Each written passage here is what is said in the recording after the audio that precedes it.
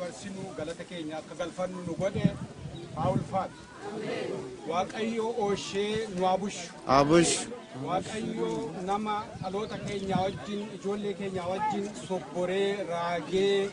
eebbisee darbu nu agon Waaqayyo nama wal jaallatu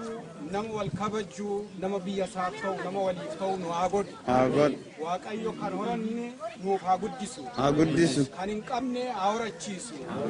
Waaqayyo ammayyuu afaan nagaa jaalala nagaatiin walii wajjin nu jiraachisu waggaarraa waggaatti nu dabarsu Waaqayyo inni kan hundaanuu godhe immoo Aulfaatu maqaan isaa eebbifamu fayyaa ta'a Baladami yashoya shariki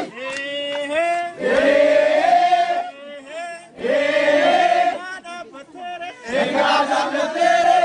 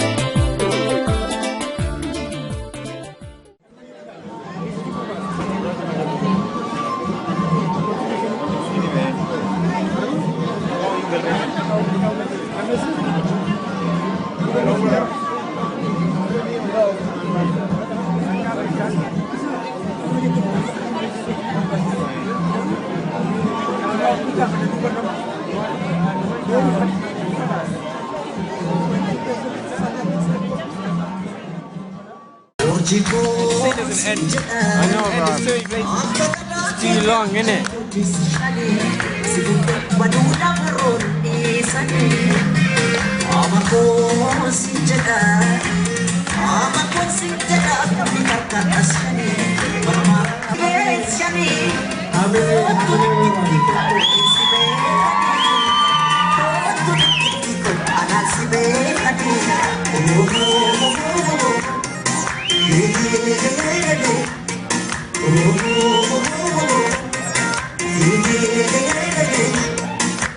Jiru koti ya danura wasena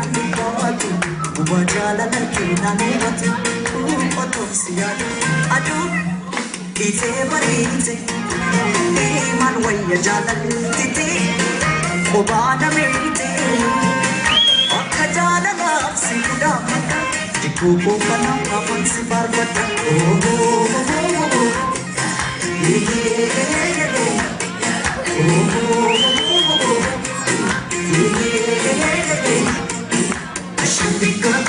Galana rupa doni jalada nahi manchisa garan jalate yung namasar me bopote chisa nanya najadu sagada mashene natimi narra fajedus afata furati natimi jau harrafisu na putura yada nake marabba jake supe sajada nake